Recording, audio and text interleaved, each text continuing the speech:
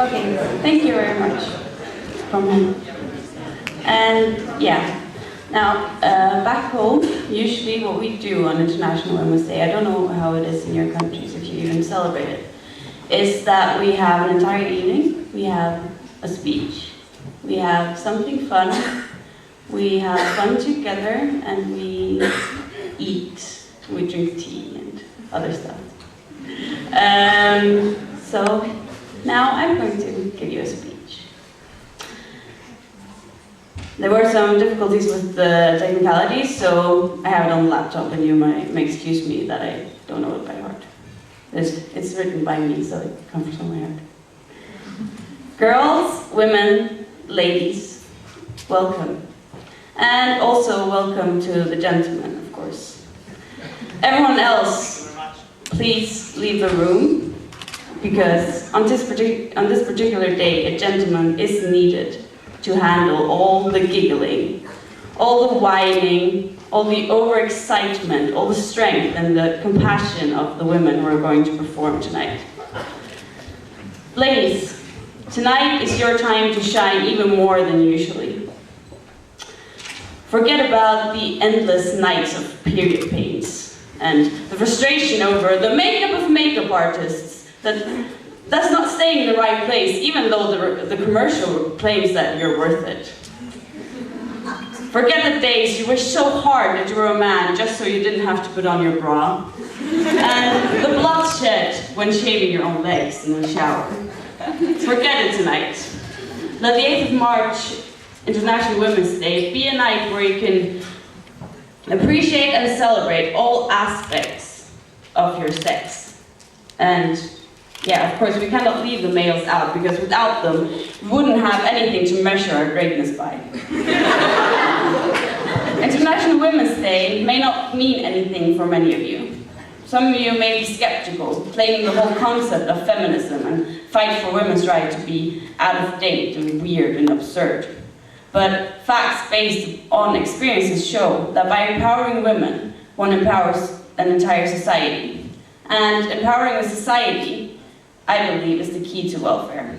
But we have laws, we have common sense, you might argue. But how can the law, written and signed, do anything for women's rights if the woman cannot read the paragraph about her right to education herself?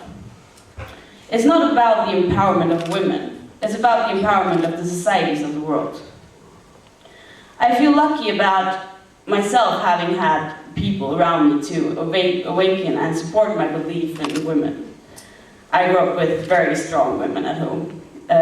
My mother and my grandmother and my mother's best friend created the tiny feminist in me, who grew up to be a very big part of what I am today. My mother always told me that there is a special place in hell for women who do not help each other. And I've come to realize that this is one of the most important guidelines for my life. Later, of course, I realized that this was actually a quote from Madeleine Albright and not my mother. You see, the point is not to outcompete or to neglect men. The point is for all of us to work together as a unit, all contributing with what they can do best.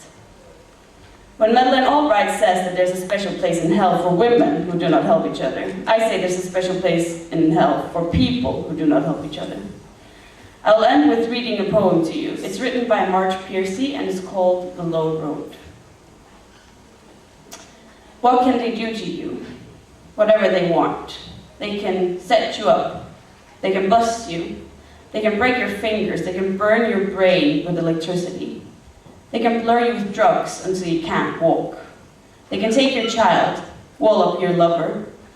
They can do anything and you can't blame them for doing it. How can you stop them? Alone you can fight, you can refuse, you can take what revenge you can. But they roll over you. But two people fighting back to back can cut through a mob. A snake dancing file can break a cordon. An army can meet an army. Two people can keep each other safe.